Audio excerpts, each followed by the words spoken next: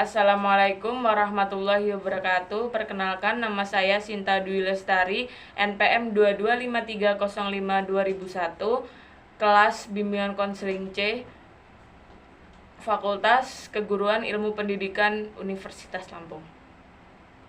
Di sini saya akan berdiskusi kelompok dengan judul Perencanaan Karir dan Aspek Karir.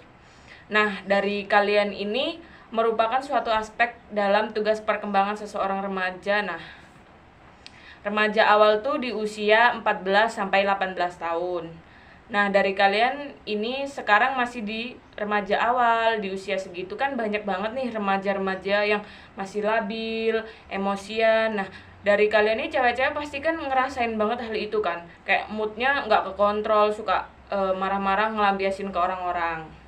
Dalam perencanaan aspek ini juga ada namanya penilaian diri. Nah, dari penilaian diri ini kayak ada bakat minat sifat-sifat kalian sama pengalaman kamu orang loh, cita-cita kamu tuh kayak gimana. Nah, namanya cita-cita itu pasti kan di atas ya, kayak pasti kamu taruhin nomor 1 gitu, nggak mungkin kayak di bawah gitu kan. Kayak di bawah kan cuman kayak, oh aku pengen ini baru gitu kan. Kayak kalau cita-cita itu butuh effort, butuh perjuangan buat kamu tuh ngegapai itu gitu loh. Apalagi cita-cita itu pasti yang bener-bener kalian inginkan, yang bener-bener berharga buat kalian kan.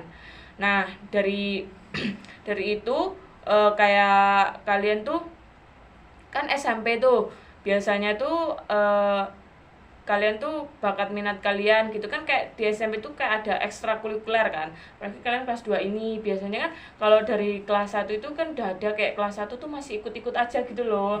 Kan apalagi sekarang kalian udah kelas 2, udah mau naik ke kelas 3, pasti kan kayak kalian harus cari pengalaman biar nanti kalian tuh masuk ke jenjang SMA itu ada kayak ada pengalaman gitu loh, kayak ya udah gitu. Jadi kayak di SMP itu kan ada ekstrakurikuler. Nah, biasanya kamu tuh kayak kamu orang kan kegiatannya kayak volley gitu-gitu kan.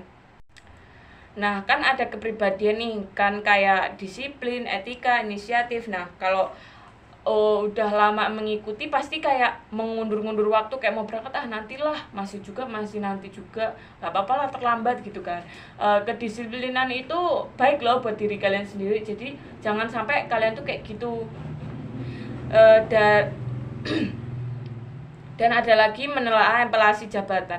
Nah, dari kalian orang tuh pasti masih bingung kan, kayak pasti ada ketua, ada wakil, ada sekretaris, ada bendahara kayak di organisasimu itu. Nah, jadi dari kalian pasti nanti kan ditawarin kakak kelas kalian tuh kayak gimana, mau jadi wakil enggak, mau jadi ketua enggak. Kalau bisa ya kalian ngambil lah yang berguna buat kalian gitu, kayak kebutuhan kalian kan bisanya di bidang sekretaris nih ya, kamu masuk sekretaris gitu.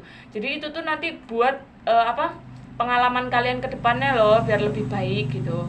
Nah, terus cari-cari pengalaman, kayak biasanya kan kayak kalau volley kayak ada lomba, ada sparring gitu. Nah, biasanya kayak kalau lomba kayak gitu kan dapat sertifikat tuh. Nah, sertifikat itu tuh nanti berguna loh buat kalian sendiri, buat kedepannya, buat kayak mau masuk SMA nih gitu kan. Kayak sertifikat itu bisa digunain buat penambahan nilai kalian biar bisa masuk ke kelas yang kalian impikan. Semuanya kalian mau masuk IPA nih, tapi karena kamu pinternya di IPS, tapi dengan sertifikat itu bisa ngebantu kamu bisa masuk di IPA gitu. Yang terakhir itu ada jadwal kegiatan. Nah, misalnya kalian tuh sibuk gitu kan, apalagi kalian orang kan sekolahnya udah offline kan, udah bukan masa pandemi lagi. Nah, kalian tuh harus punya jadwal kegiatan biar bisa membagi waktu dan teratur gitu, karena kalian tuh capek pasti kan, pasti kalau udah capek tuh udah males mau ngapa-ngapain, udah tugas juga nggak keinget, kayak bodo amat lah, orang aku juga capek banget seharian sekolah masih dikasih tugas, pasti kan kalian kayak gitu. Nah, di sini tuh kalian harus memiliki jadwal gitu biar jadwal kalian tuh teratur, tertata gitu. Jadi baik juga buat kalian ke depannya. Nah, dari kalian ada yang mau ditanyakan? Kalau ada, tanyain aja. Nah, saya ingin menanyakan, gimana caranya menata jadwal sehari-hari kita? Nah, menata jadwal itu kayak bangun dari pagi nih, semuanya dari jam 5. Kalian kan kayak sekolah dari pagi sampai sore, sampai jam 3 gitu kan. Dan kalian juga dikasih uang saku sama ibu kalian kan, kayak nggak cuman nggak banyak gitu loh, apalagi anak SMP kan, paling banyak itu 10.000 kan.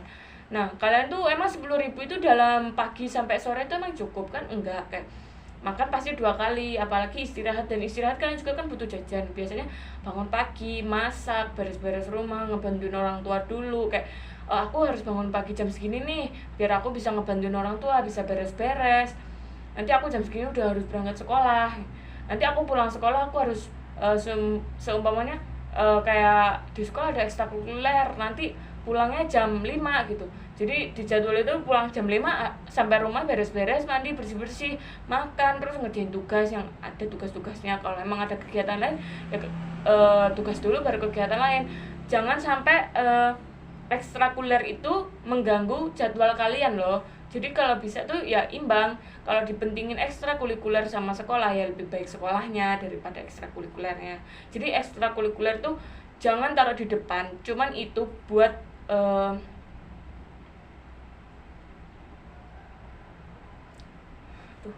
bahasannya buat patokan kalian, buat kedepannya kalian itu kayak gimana. Nah, udah cukup itu aja sih. Saya juga mau tanya, gimana caranya masuk ke SMA atau SMK biar kita tahu, biar kita tuh nggak salah masuk jurusan. Nah kalian kan apalagi kalian itu udah kelas 2 ini ya kan, kayak udah mau masuk kelas 3. Nanti kelas 3 kan udah nggak perlu mikir-mikirin kayak mau masuk SMA sini nih, mau masuk SMK sini nih gitu kan. Nah kalian tuh, saya nanya sama saya nih, aku nih mau masuk ke SMA, cuman saya nggak mau hitung-hitungan. Nah biasanya kayak gitu masuk ke IPS. Mungkin ada sih hitung-hitungan ekonomi ya, lumayan sulit, cuman nggak sesulit IPA gitu kan. Kayak aku mau masuk SMA tapi mau yang gambar-gambar aja gitu kan, kayak itu jangan masuk SMA, itu ada di SMK, kamu masuk arsitek atau apa gitu kan, yang kayak bikin kalian tuh pengalamannya tuh banyak banget gitu kan. Nah, jadinya tuh kayak aku pengen masuk IPA tapi aku nggak mau itu, ya nggak bisa gitu loh. Jadi kalian tuh harus memiliki kepribadian dari diri kalian sendiri gimana gitu kan. Cukup. Saya ucapkan wassalamualaikum warahmatullahi wabarakatuh.